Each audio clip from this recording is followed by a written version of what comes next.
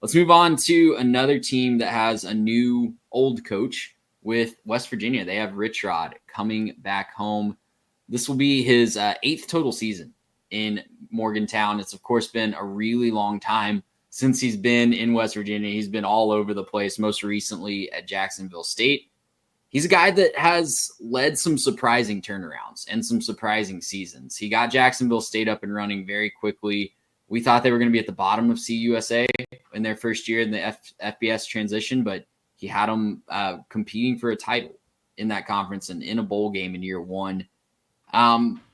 This is a match that ended really unfortunately the first time that Rich Rod left Morgantown almost 20 years ago at this point.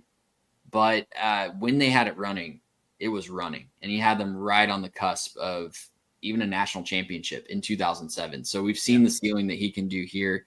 I really like Nico Marchial in this offense. I think he can be a really good dual threat.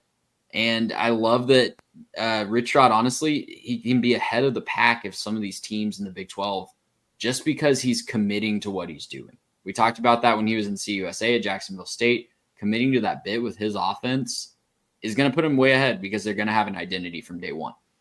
Yeah, and I think that identity early is going to be Jaheim White. I wrote in the preview, he's not an unheralded name. Like if you're a college football fan that pays attention, you know who Jaheim White is. He had over 800 yards and 7 touchdowns last year, but Rich Rod loves to run the football.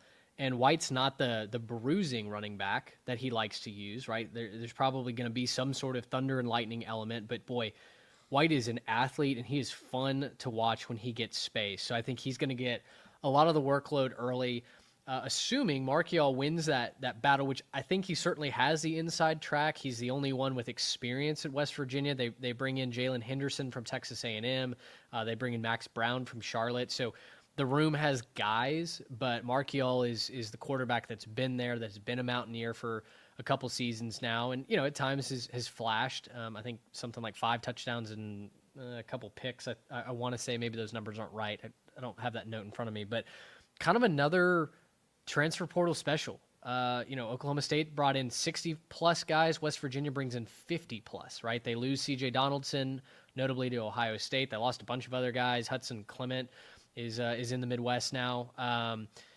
So another team that I think you have to kind of look at the coaching staff and you have to look for the identity. And defensively, the Mountaineers need to get back to having one of the top defenses in the country. They were 109th in scoring defense last year. They were 110th in total defense. And for whatever reason, that just felt like something that Neil Brown could never quite nail down. That defense was hot and cold. They had years that it was very good and the pass rush was a nightmare. You had years when the secondary couldn't stop a nosebleed. And so last year was another one of those struggle bus years.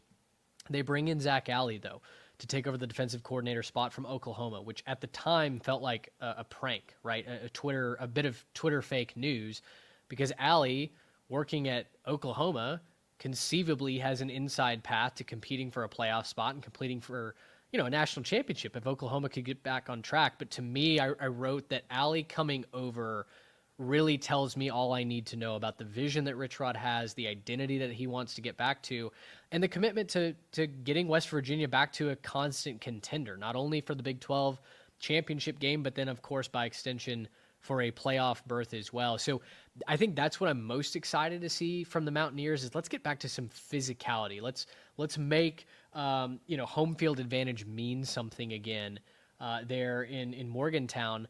And we'll see about the offense. I think it's going to be a lot of Jaheim White early. After that, you're going to have to kind of show me who's going to step up with so many new faces. But they're a wait and see team for me. I'm not going to project them to do anything special this year, but I do think over the next 2-3 seasons, that's a team that I like rising up the conference standings. I do love a lot of the transfers they brought in on the defensive side of the ball, though. You look at Jamori Robertson, the American Defensive Player of the Year last year at UTSA with 10.5 sacks. Chase Wilson was a really solid linebacker at Colorado State. He brought Fred Perry with him from Jacksonville State, who was just a playmaker all over the field for the Gamecocks. So, yeah, they're going to be rebuilding. They're going to be trying to find that identity, especially early on. But, again, this is another program, just like I said with Houston, that I think I'm buying stock in right now while it's low, because Rich Rod just has an identity, and he's proven that he can get back to that. I know he had some rough stops at Michigan and Arizona. It wasn't always great at those two places. But for this year specifically, it's a tricky schedule, man. You look at the non-conference portion, they go to Ohio, who I know is going to be rebuilding after Tim Albin left and went to Charlotte. They host Pitt in the backyard brawl. I think Pitt is going to surprise a lot of people this year. I know they had a hot start last year and kind of faded down the stretch, but I think Pitt is going to be a really tough out even in Morgantown. And then the conference portion, you go to Arizona State and host Texas Tech for your last two games of the season. Brutal close. Absolutely brutal close. In addition to that, you go to Kansas, you go to BYU. I know BYU has a lot of stuff up in the air right now, but that's always a tough place to play. To the Bounce House, go to Houston. So, man, a lot of these games where I'm thinking I would pick them because they're playing a team similarly in the same tier as them, they're playing them on the road. And I just really hate that when I'm looking at a team trying to find their footing in year one of a new coach.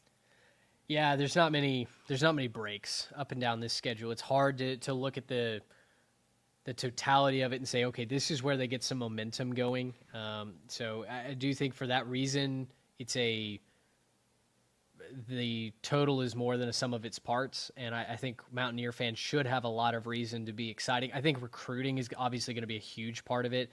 You brought in so many new faces through the transfer portal. What high school products can you get excited about your brand of football? And then, most coaches take a big year two jump. And I think West Virginia is squarely on my hot list for a jump in 2026.